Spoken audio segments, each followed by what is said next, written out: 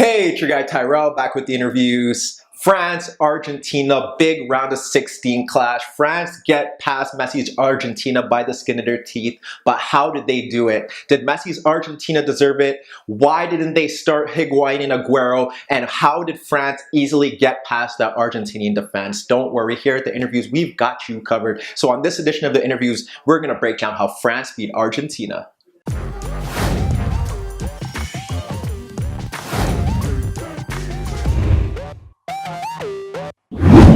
So France, Argentina, big game in the round of 16. Are the French the real deal? Could Messi guide Argentina to the promised land? When we break things down, we got France in the 4-2-3-1, Giroud up front ahead of Griezmann, Matuidi, and Mbappe, Kanté, and Pogba in midfield.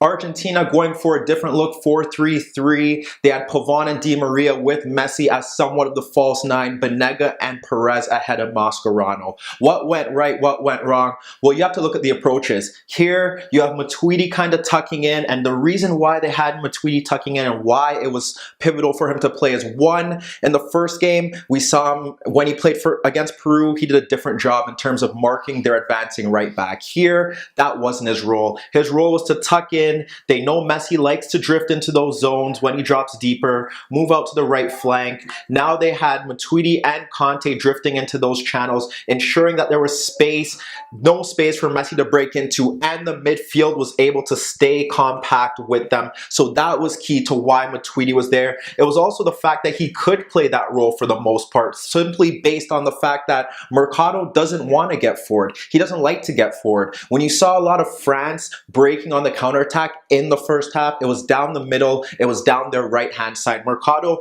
isn't comfortable going forward with the ball. He's not that much of a threat, so they could have Matuidi tuck in with Kanté and ensure Messi was always covered by two men at the minimum.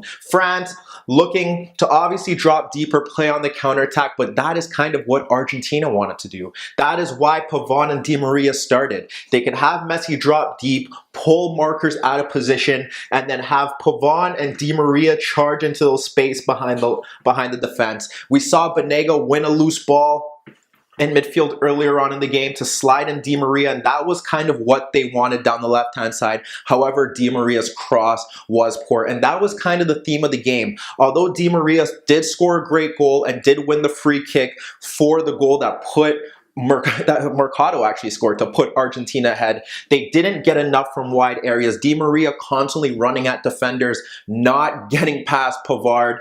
And it was weird is that Pavard did the same thing but couldn't get past his marker as well. When they did find good areas to cross the ball, the crosses were poor. And the one weird thing about this was that they didn't swap flanks. They didn't give their markers a different look. And that was a big problem for Argentina. So when you look at it as a whole, obviously the main thing about the game was the fact that Argentina were being blitzed on the counterattack. They were pushing Tagliafico forward. They were getting their midfield involved, trying to get them a bit higher. And what happened was that in transition, they were dreadful. You think about Mbappe in the earlier stages winning the loose ball, driving forward through the midfield before getting fouled by Mascherano. Then he's the one that takes the freak. He's the one that wins the penalty by driving forward from his own box and being clipped down. Obviously, Rojo should do better there. He doesn't. They couldn't cope with his pace. There was one play in particular that kind of sums things up, and it was out of nothing. Just a simple long ball over the top, and you see Tagliafico, you see Mbappe just run across Tagliafico, break him behind, and that is what they were looking for. They found simple routes to goal through Mbappe's pace. Pogba was winning the ball, driving forward on the counterattack, and even when Pogba wasn't doing that job, you look at one play in particular, he did clip the ball over to Mbappe on one occasion, and it was that occasion when he did run across Tagliafico. There was another one where, as Argentina pushed men forward, they got Tagliafico forward. Pogba clips a diagonal, and what does Griezmann do? Charge into that right space. Drag the defender out of position. That is what France were doing well. They got the goal. Unfortunate to be down in the first half. And when you look at the first half in a nutshell, the way they defended, Messi couldn't get anything going. The wide players weren't doing much. Like I said, Messi drifted into these spaces, couldn't get by Conte or Matuidi. He did create 2 good chances. He had to move a bit deeper and into wide areas where they didn't consider him a threat. Playing a ball into Pavon, the cross wasn't good. And then starting from deep, finding Banega in a pocket of space. Banega then passes it to Di Maria. Messi continues his run, picks it up at the edge of the box. Was he fouled? Was he not? We're not here to discuss that at the interviews. The second half comes. Obviously, we talk about Argentina going ahead somewhat fortuitously. We look at what France do to change things up. How do they really get Argentina, how did they get back into the game? When you look at it, it's not too much rocket science. Argentina dropped deeper, more of a 4-5-1, looking to hold their lead. And we thought here at the interviews that perhaps if they played deeper, that would really help them out. France were able to carve them open, and it was just the simplest method. It's just getting their fullbacks forward in Pavard and Hernandez, and this was about Hernandez getting forward. And what happened was that Pavon couldn't mark him. He was poor in positionally, and when you look at the 2 goals that they score, one stems from a simple ball. It's Matuidi playing it, a reverse ball into that space. Hernandez breaks onto it as cross to the other side of the box. It's a great goal, but again, it's Hernandez stretching the play, holding the width. The second one, he's caught tucked in again. Pogba just switches the ball out to him. He delivers a cross in the box. Argentina can't deal with it. Mbappe picks it up, and then he scores. Then Argentina are into the game where they have to push men forward. They have to attack. They do that. The team goal just sums up how disjointed and how disorganized this team was throughout the tournament. You look at it as a whole, they press from the front, Aguero, Messi, but where's the other bank of 4? They sit back. Conte's able to pick up the ball. What happens is that Griezmann drops off, pulls out Otamendi.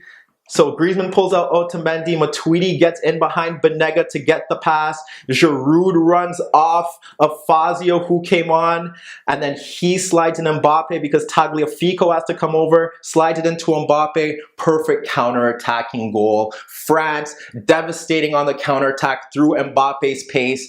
Obviously, we know, and that came after Argentina moved to a 4-2-3-1 with Perez in midfield and pushing on Aguero. Messi had created chances later on in the game, teeing up Aguero, then creating the 3rd goal. But when you really break it all down, the system didn't work from an attacking sense for Argentina. They couldn't get runners in behind. That is why Aguero and Higuain didn't start. When they brought on Aguero, they had a threat in the box because throughout that first half, they couldn't deliver crosses into the box, and their attack was a bit predictable, and they were getting hit on the counterattack through Mbappe's pace. And then the second half, just simply Argentina dropping off, not really doing well without the ball in terms of pressing and keeping a shape, pushing the wide players forward in Hernandez, the attacking fullbacks, and he played an integral part. Then they steamrolled them on the counterattack to secure their spot in the quarterfinal. But let me know what you guys think. Meet me in the comments below. Don't forget I upload videos every day, and don't forget to subscribe to my channel. And that was your daily dose of the interviews.